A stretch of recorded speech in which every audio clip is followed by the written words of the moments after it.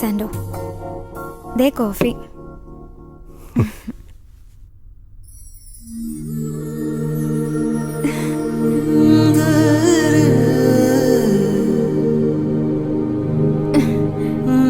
എന്താ പോകണ്ട രാവിലെ?